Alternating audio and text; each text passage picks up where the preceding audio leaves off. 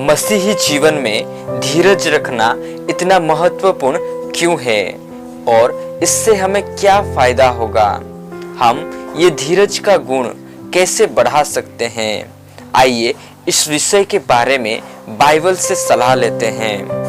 मत्ती 10:22, मेरे नाम के कारण सब लोग तुमसे बैर करेंगे, पर जो अंत तक धीरज धरे रहेगा उसी का उद्धार होगा। धीरज का गुण बढ़ाना इस बात पर निर्भर नहीं करता कि हमारे हालात सुधरेंगे या नहीं, बल्कि इस बात पर करता है कि हम यहोवा पर कितना भरोसा करते हैं। यीशु की इस बात से हम सीखते हैं कि चाहे हम पर कैसी भी मुश्किलें आए, हमें यहोवा के वफादार रहना है।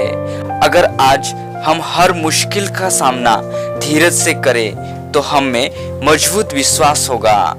जिस तरह यहोवा पर निर्भर रखने से हम धीरज धर सकते हैं, उसी तरह यहोवा पर भरोसा रखने से ही हम हिम्मत वाले बन सकते हैं। धीरज रखने वालों से यीशु ने एक वादा किया है जो हमें कभी नहीं भूलना चाहिए, जो आज की आयत में लिखा है, पर जो अंत तक धीरज धरे रहेगा उसी का उद्धार होगा।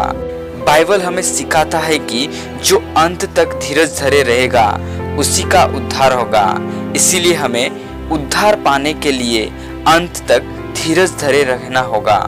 हमारा विश्वास कितना भी बड़ा क्यों ना हो, यदि हम अंत तक धीरज रखने में नाकाम होकर सत्य का मार्ग छोड़ दे तो हमारा विश्वास व्यर्थ हो जाता है। हमें धीरज के साथ कठिनाइयों पर जय पाकर उद्धार की आशीष प्राप्त करनी चाहिए।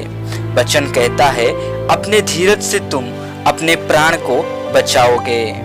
बाइबल हमें कहता है कि हम अपनी आत्मा के उद्धार को अपने धीरज से प्राप्त कर सकते हैं। धीरज के बिना हम कभी भी उद्धार नहीं पा सकते।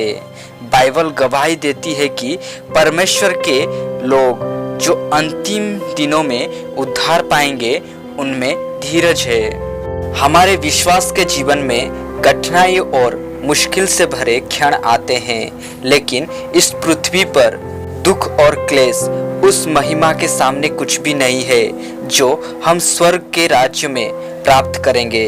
चाहे हम कितने भी मुश्किलों से गुजरे, हमें उद्धार की आशीष को सोचते हुए धीरज के साथ कभी भी हार नहीं माननी चाहिए। आइए हम जानने की कोशिश करें हमारे अंदर धीरज का गुण को कैसे बढ़ा सकते हैं। आइए परमेश्वर की वचन की ओर चलें। प्रकाशित वाक्य 14:12, पवित्र लोगों का धीरज इसी में है जो परमेश्वर की आज्ञाओं को मानते और यीशु पर विश्वास करते हैं। जी हाँ, अगर हमारे अंदर धीरज का गुण बढ़ाना है तो हमें परमेश्वर की आज्ञा को मानना होगा और यीशु पर संपूर्ण विश्वास रखना होगा। अगर हम परमेश्वर के वचन को पढ़ेंगे और उसकी वचन को मनन करेंगे और बीते समय में यहोवा ने अपने लोगों को किस तरह बचाया था, अगर हम इस सब के बारे में जानेंगे तो हमारे अंदर धीरज की शक्ति और मजबूत होगा। मेरे प्यारे दोस्तों, आज हम इस विषय से 3 मुख्य चीज सीखते हैं। पहला, धीरज हमें बलवान करता है और अंदर से मजबूत करता है।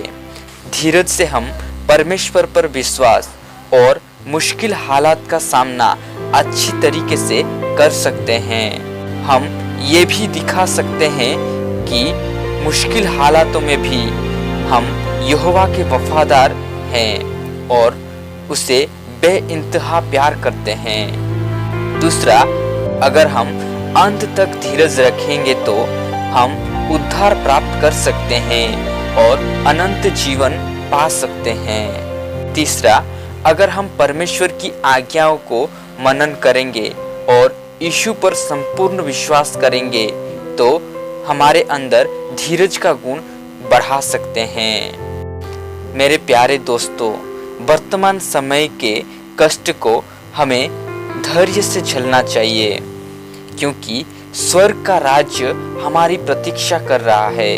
आइए हम इस शिक्षा को मन में रखें और धीरज रहकर स्वर्ग के राज्य में प्रवेश करें। आमीन।